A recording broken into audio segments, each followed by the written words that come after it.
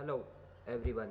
I, Samish Pale, lecturer in Mechanical Engineering Department, NIT Polytechnic Nagpur, welcome you all in the course that is Thermal Engineering for third semester Diploma in Mechanical Engineering students.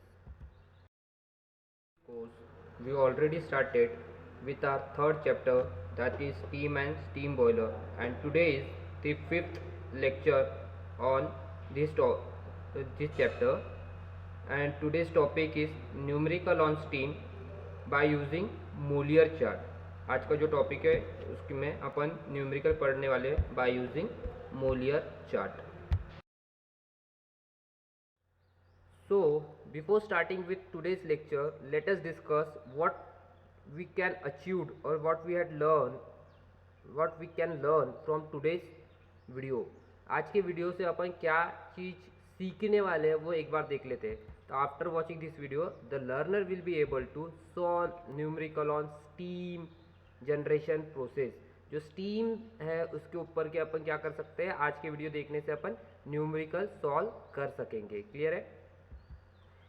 आज के video से कौन सा unit outcome achieved होने वाला है वो अपन देख लेते हैं. आज के वीडियो से जो सबसे पहला यूनिट आउटकम अचीव्ड होने वाला है वो है 3A, that is determine dryness fraction for the given steam sample. अपने को एक स्टीम सैंपल गिवन रहेगा, उसका अपन ड्राइनेस फ्रैक्शन फाइंड कर सकेंगे.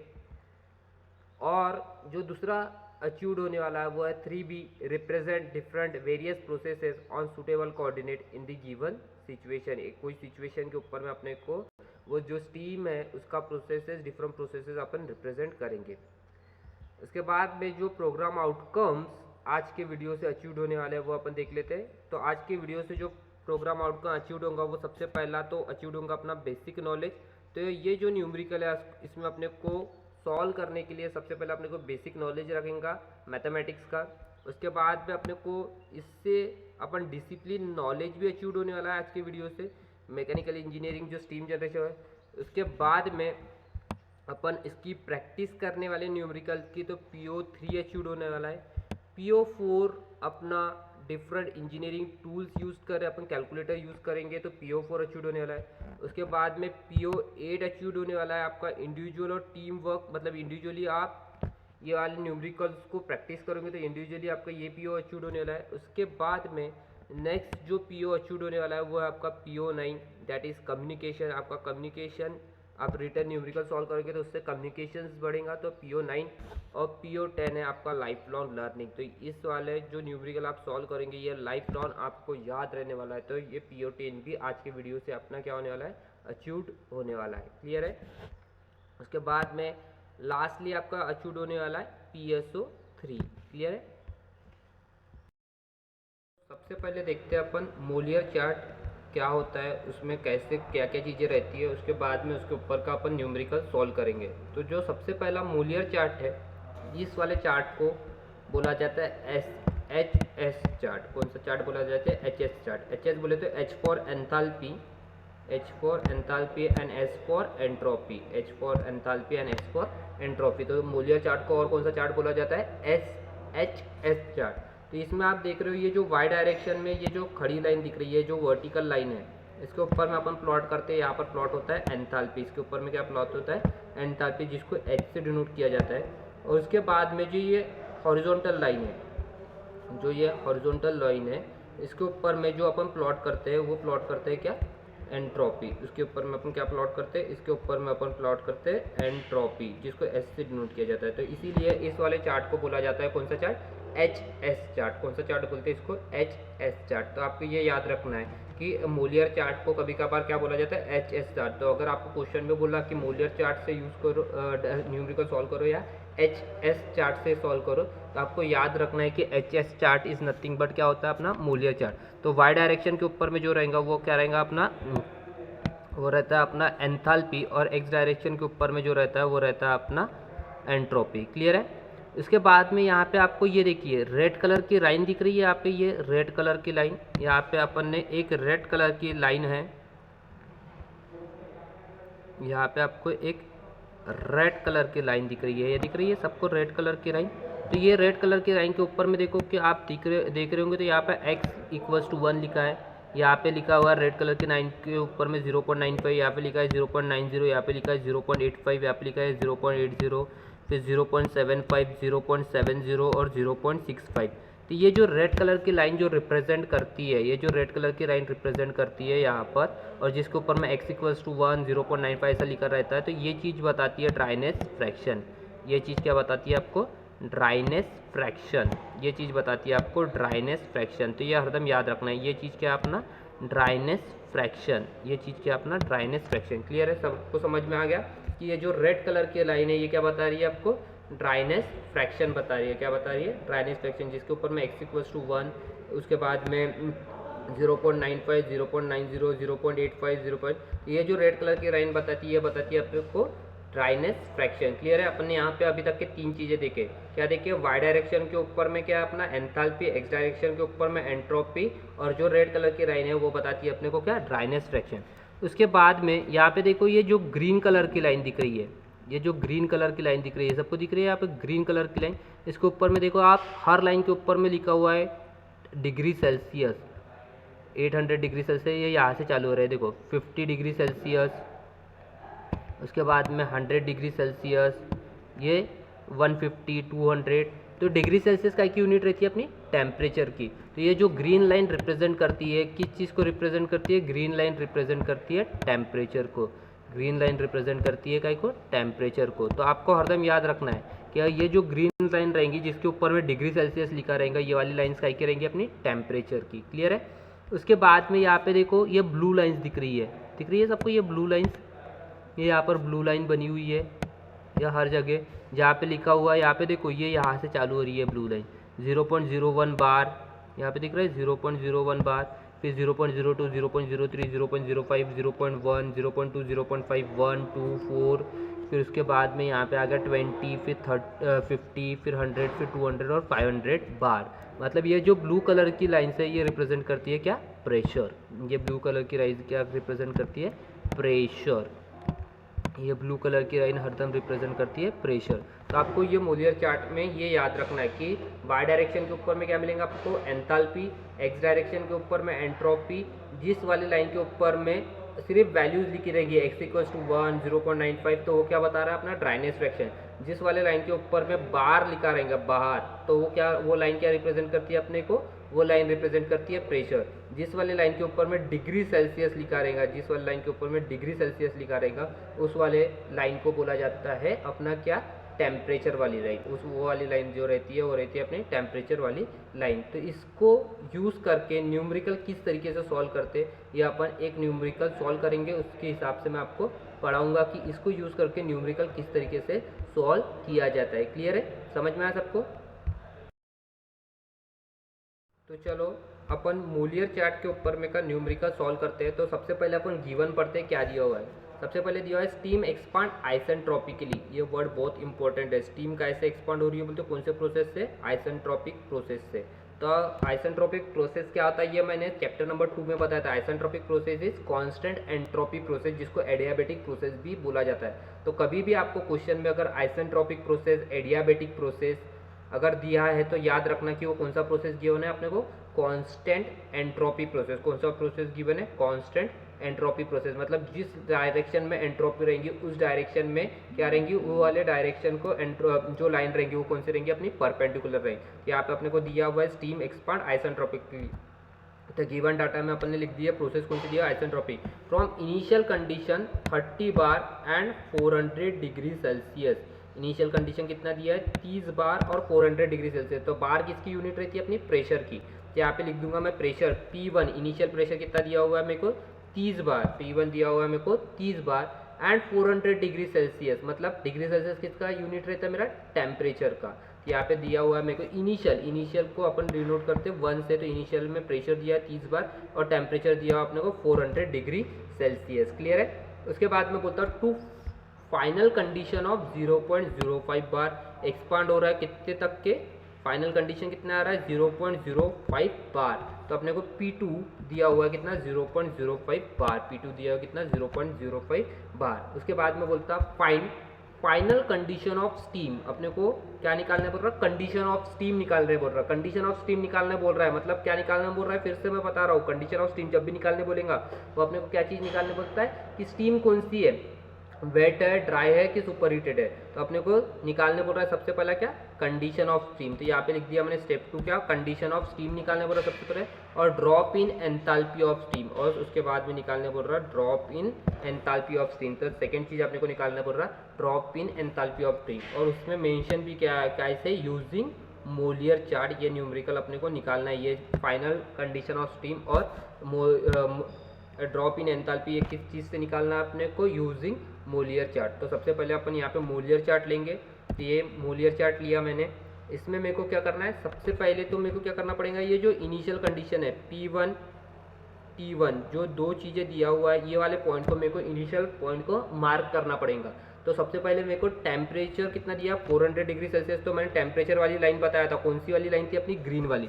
यहाँ पे ग्रीन वाली लाइन देखते हैं, और ग्रीन वाले लाइन के ऊपर में देखते हैं कि 400 डिग्री सेल्सियस का लिखा है। तो ये दिख रहा है आपको 400 डिग्री सेल्सियस लिखा हुआ है, ये ग्रीन वाले लाइन के ऊपर में देखिए, ये इस चीज़ के ऊपर में आपको 400 डिग्री सेल्सियस दिया है। मतलब ये जो लाइन जाएंगी, ये कौन सी लाइन रहेंगी अपनी, ये 400 डिग्री सेल्सियस की, ये जो लाइन है ये अपनी है 400 डिग्री सेल्सियस की।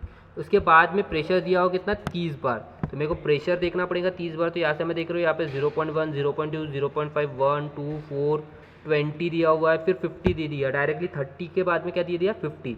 पर देखो 50 और 20 के बीच में दो लाइन दी हुई है, ये एक लाइन है और ये एक लाइन है। मतलब ये क्या रिप्रेजेंट करेगा कि 20 के बाद में ये जो लाइन है, ये कौन सी वाली लाइन है अपनी, 30 की। 20 के बाद में ये जो लाइन है कौन सी है, 30 की, फिर ये 40 और 50। तो मतलब 20 के बाद में जो पहली लाइन है कितनी बार की है, 30 बार की। तो मेरे को क्या करना है, ये जो 30 बार की लाइन है इसको नीचे लाना है। ये जो 30 बार की मेरे को लाइन मिली है, इस वाले लाइन को क्या करूँगा मैं, नीचे नीचे नीचे नीचे नीचे नीचे मैं लेके आऊँगा। इस वाले लाइन को क्या कर रहा हूँ मैं, नीचे नीचे नीचे नीचे लेके आ रहा हूँ। ये 30 बार की लाइन को क्या कर रहा हूँ मैं, नीचे नीचे लेके आ रहा हूँ। कहाँ तक के नीचे लेकर आऊँगा, जब तक के वो क्या करेंगे, ये 400 डिग्री सेल्सियस की जो लाइन है, ये जो 400 डिग्री सेल्सियस की जो टेम्परेचर वाली लाइन है उसको कट नहीं करता। तो यहाँ पे देखो इस पॉइंट के ऊपर में, इस पॉइंट के ऊपर में ये 400 डिग्री सेल्सियस की लाइन और अपना क्या हो रहा है, 30 बार की लाइन क्या कर रही है, एक दूसरे को कट कर रही है। तो ये मेरे को मिल गया इनिशियल कंडीशन, ये मेरे को मिल गया इनिशियल कंडीशन, मतलब पॉइंट नंबर 1। अभी मेरे को दिया हुआ पॉइंट नंबर 2 क्या है, 0.05 बार। तो मेरे को पॉइंट नंबर 2 प्लॉट करना पड़ेगा 0.05 बार। तो यहाँ पे देखो ये लाइन दे रही है, ये दिख रही है 0.05 बार। 30 वाले लाइन को मैं लेके आता हूँ नीचे नीचे नीचे नीचे नीचे नीचे नीचे नीचे नीचे नीचे नीचे नीचे नीचे नीचे नीचे, इसको मैं लेके आया, ये 0.05 की लाइन ये लेके आ रहा हूँ, ये लेके आ रहा हूँ, ये लेके आ रहा हूँ, ये लेके आ रहा हूँ, इसको लेके आया। पर यहाँ पे मेरे को सेकंड पॉइंट कहाँ पे मिलेगा ये मेरे को पता नहीं है। तो सेकंड पॉइंट के लिए मेरे को और एक चीज़ चाहिए, पता होनी चाहिए, तभी मैं सेकंड पॉइंट को प्लॉट कर सकता हूँ। यहाँ पे मेरे को टेम्परेचर भी नहीं दिया और दूसरी चीज़ नहीं दिया है, पर यहाँ पे अपने को प्रोसेस तो दिया है। प्रोसेस कौन सा बोला था उसने, आइसेंट्रोपिक प्रोसेस। और आइसेंट्रोपिक प्रोसेस मैंने बताया था कौन सी, ये रहता अपना एंट्रोपी। तो एंट्रोपी कहाँ पर है, अपने एक्स डायरेक्शन के ऊपर में। एंट्रोपी कहाँ पे, एक्स डायरेक्शन के ऊपर में।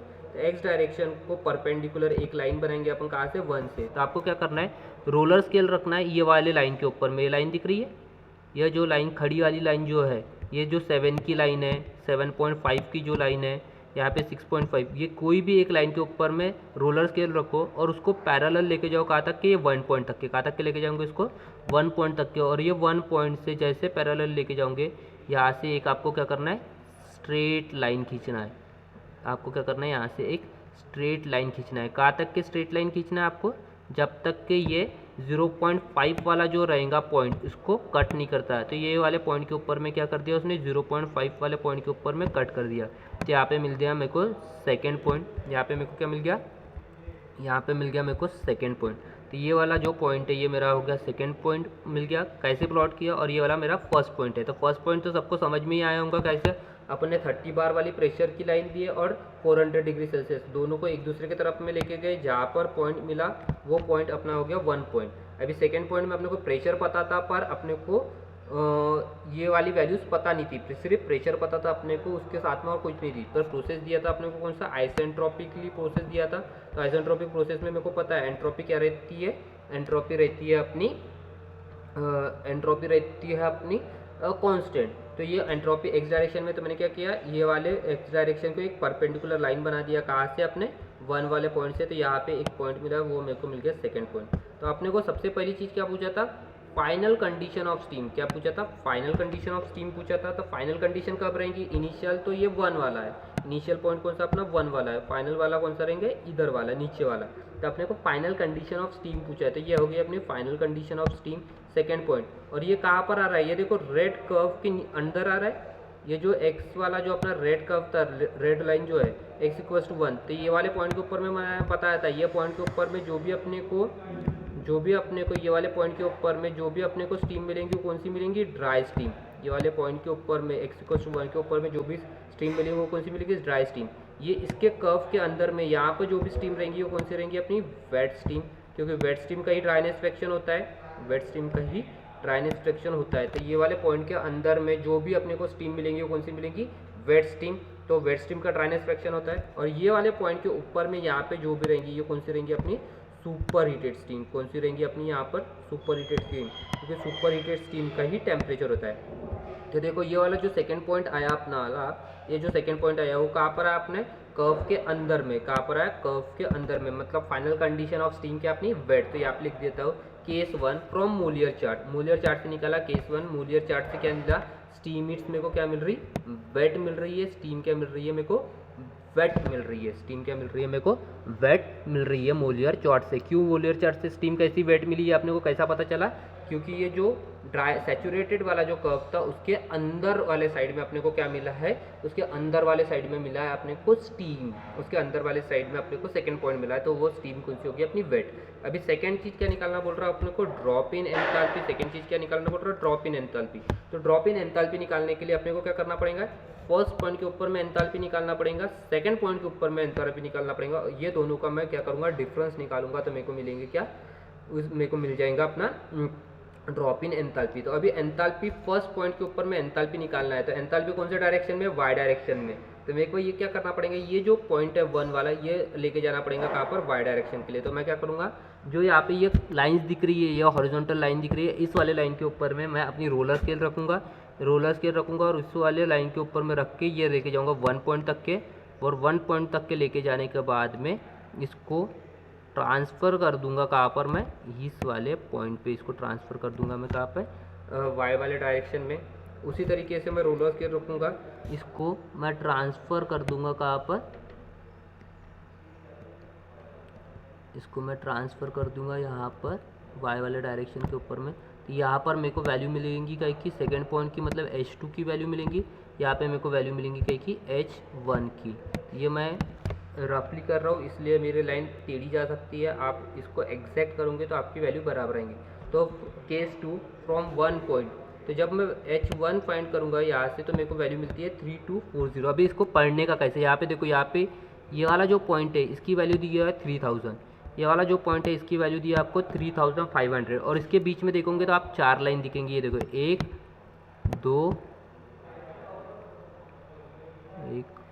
2 3, इसके बीच में आपको, हाँ ये 4, ये 3.50 ये यहाँ पर है, 3.50 ये यहाँ पर है। तो इसके बीच में कितनी लाइन है, 4। तो ये पहली वाली लाइन कितनी रहेंगी, 3100। ये दूसरी लाइन क्या रहेंगी, 3200। ये क्या रहेंगी, 3300। और ये रहेंगी 3400। ये रहे 3500। तो ये जो आप कैलकुलेट करोगे इसको बराबर, तो मूलियर चार्ट से H1 की वैल्यू आती है 3240। कितनी आती है H1 की वैल्यू, 3240। उसी तरीके से यहाँ पर कैलकुलेट करूँगा मूलियर चार्ट से, तो H2 की वैल्यू आती है 2150। कितनी आती है, 2150। और ये दोनों वैल्यू जब अपन ड्रॉप निकालना है, तो अपन क्या करेंगे, H1 माइनस H2। तो ड्रॉप इन एंथैल्पी मैंने किया H1 माइनस H2। H1 की वैल्यू मेरे को मूलियर चार्ट से मिली है 3240, H2 की वैल्यू मेरे को मिली है 2150। ये दोनों वैल्यू मैं यहाँ पे पुटअप कर रहा हूँ, कैल्शियम में वैल्यू पुटअप कर दूंगा, तो मेरे को ड्रॉप इन एंथैल्पी मिल रहा है कितना, 1090। कितना मिलता है, 1090 किलो जूल पर केजी केल्विन। तो ड्रॉप इन एंथैल्पी कितना निकला मेरा, 1090 किलो जूल पर केजी केल्विन। तो इसी तरीके से आपको मूलियर चार्ट का एक न्यूमेरिकल कंपलसरी पूछेगा ही पूछेगा। और ये ऐसे ही निकालना पड़ता है आपको, फाइनल कंडीशन ऑफ स्टीम निकालने पड़ रहा है या फिर ड्रॉप इन एंथैल्पी निकालने पड़ रहा है। तो यही प्रोसेस से आपको उसको सॉल्व करना है। तो समझ में आया सबको, क्लियर है, ओके। तो let us summarize what we have learn today. आज अपन ने क्या चीज़ सीखे वो एक बार समराइज कर लेते हैं अपन। तो आज अपन ने क्या क्या चीज़ सीखे। सबसे पहले तो अपन ने न्यूमेरिकल सॉल्व करना सीखे, स्टीम के ऊपर में के न्यूमेरिकल सॉल्व करना सीखे। उसके बाद में आज के इससे कौन सा यूनिट आउटकम अचीव हुआ है, यूनिट आउटकम 3.A और 3.B। उसके बाद में ये जो प्रोग्राम आउटकम से ये आज के वीडियो से अपने क्या हुए, अचीव हुए। क्लियर है। तो यहाँ पे ये कुछ क्वेश्चंस दिए हुए हैं जो हरदम MSBT में पूछे जाते हैं। हरदम मतलब इसमें का जो क्वेश्चंस है उसकी वैल्यूज चेंज हो सकती है, पर न्यूमेरिकल इसी पैटर्न में पूछे जाते हैं। तो अपन ने जो भी आज वीडियो देखे उसी के बेसिस के ऊपर में आपको वीडियो को देखना है और ये न्यूमेरिकल को सॉल्व करना है। यहाँ पे आपको क्वेश्चंस दिए हुए हैं, ये क्वेश्चंस को आपको अपने कॉपी में एज ए न्यूमेरिकल के तौर पे आपको सॉल्व करना है। क्लियर है, समझ में आ सबको। So thank you very much. और अगर किसी को भी कुछ भी डाउट है इस वीडियो से रिलेटेड तो आप मुझे डायरेक्टली कांटेक्ट कर सकते हो। मेरी कांटेक्ट डिटेल यहाँ पे दिया हुआ है। So thank you very much and happy learning. Thank you.